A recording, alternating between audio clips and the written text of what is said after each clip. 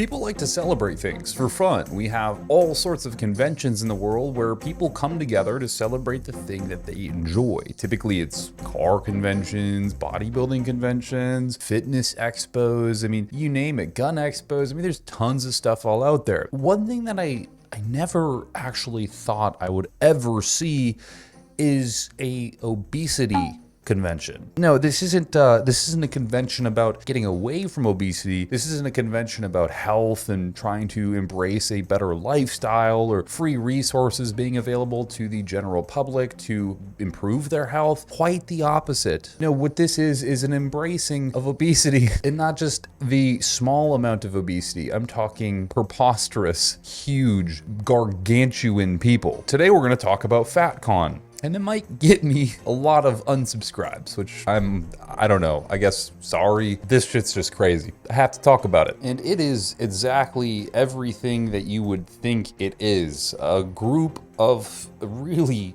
really overweight, strange individuals doing just about the most odd type of things you could ever think of. They're literally there to celebrate being unhealthy, to celebrate being obese and overweight as if it's a righteous thing. Talking about it, dancing about it, and doing, I guess, anything you can do with obesity. The weird thing is that in these videos you'll catch every once in a while just a random guy standing there out of several people, mostly comprising themselves of women. There's just, you know, some guys. And they're just kind of like realizing what they got themselves into at this point. I'm surprised they were even able to find a room to fit all of these people in, let alone a space in which the ground could actually support the amount of human mass in any one given location at a singular time. I mean, I just have to wonder that there is absolutely a architectural disaster waiting to happen here. They do a little runway show where all of the obese people get on stage and do the obesogenic activities, showing off their obesity to obese people clapping at other obese people being obese. And it's great. People are having an awesome time. I'm sure it's lovely. But the practice of celebrating this is so wrong. Because the reality is this kind of stuff is just embracing people who are unhealthy, who are morbidly obese, who are going to cause massive impairments to their lifelong ability to just live. And what is that guy doing there? The guy in the orange jumpsuit, literally, I think we know what he's doing there. Come on, brother. Morning, y'all. I'm Tigress. I'm the Executive Director of NAFA, the National Association to Advance Fat Acceptance. Yeah, you do look like the director of NAFA, the National Association to Advance Fat Acceptance. I mean, why do we even need something like this? And I am at the airport at 5 o'clock in the morning because I am on my way to Seattle for the FatCon. And I can't wait to see all the beautiful plus-size people who are traveling from all over the country to be in community together. And as I always do when I am traveling domestically, I am flying on Southwest because of their customer of size policy.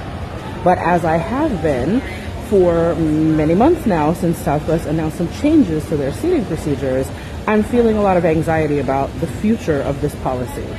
Southwest has told travel influencers and some of our journalist friends that there won't be any changes to the customer of size policy.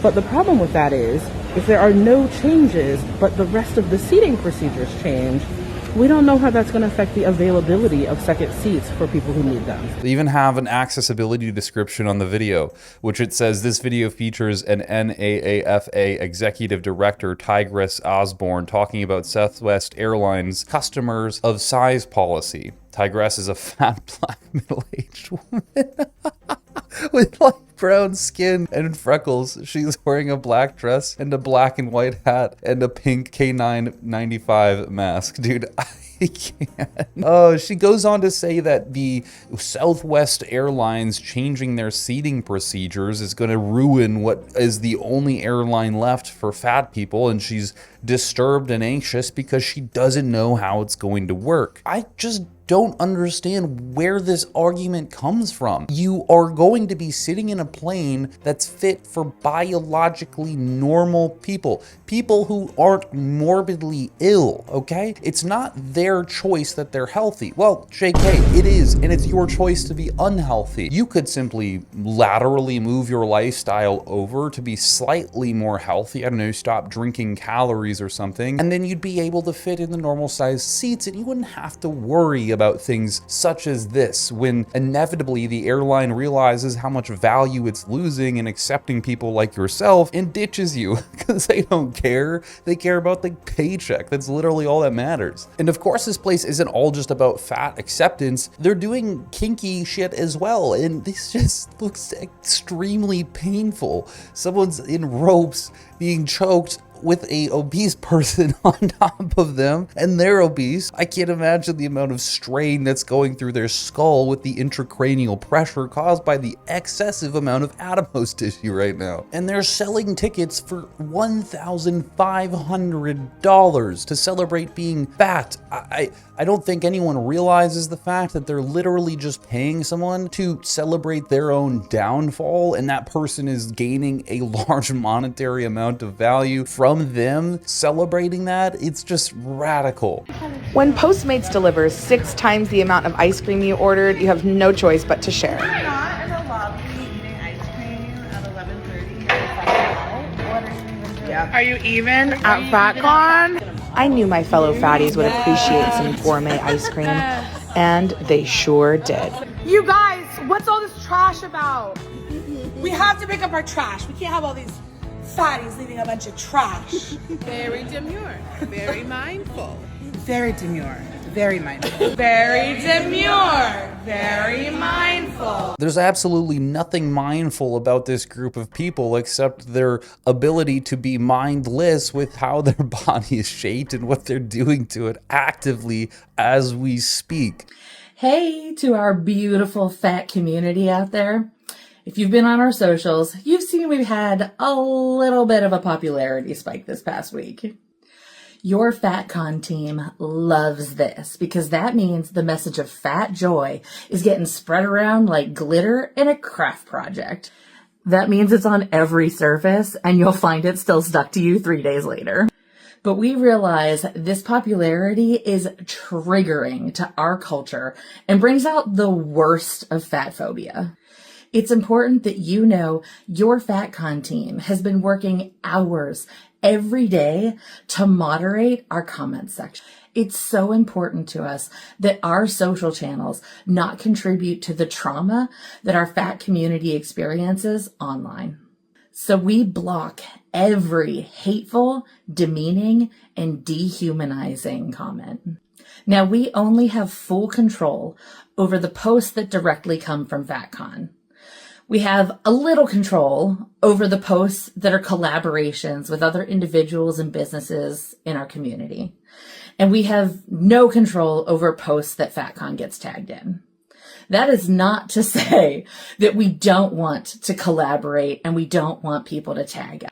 But that is to say that we want our community to remember that we don't owe anyone our shame. Say it with me this time. I don't owe anyone my shame. Preach! We want you to know we are fighting with you and we are fighting for you. And we love you so damn much. Yeah, and so the owner comes on here and talks about how the social media influence that they've been having is crazy because their videos are going viral because clearly it's wildly abnormal and people are commenting about it. And so they're having to police all of their comment sections to make a safe space for fat people, which the reality is, what she's defining is anyone who is in defiance of agreeing that fat is healthy is going to get banned or their comments removed. So people just being logical and sensible and maybe even compassionate about the health of others are going to get removed and banned because they simply have a difference of actual factual knowledge. not even just opinion. Like, this is objective information. And look, I'm not here to sit and talk about how shitty other people are, because I'm not the best person in the world. But I think when it comes to fat and obesity, I think it's a pretty clear delineation or stratification to make what is healthy and what is not. And if you talk to the average populace, like just walking down the street and you pull someone aside and talk to them and said, hey, do you think being obese is healthy? They'd probably say, no, that's really fucking terrible. Like, don't be obese. What?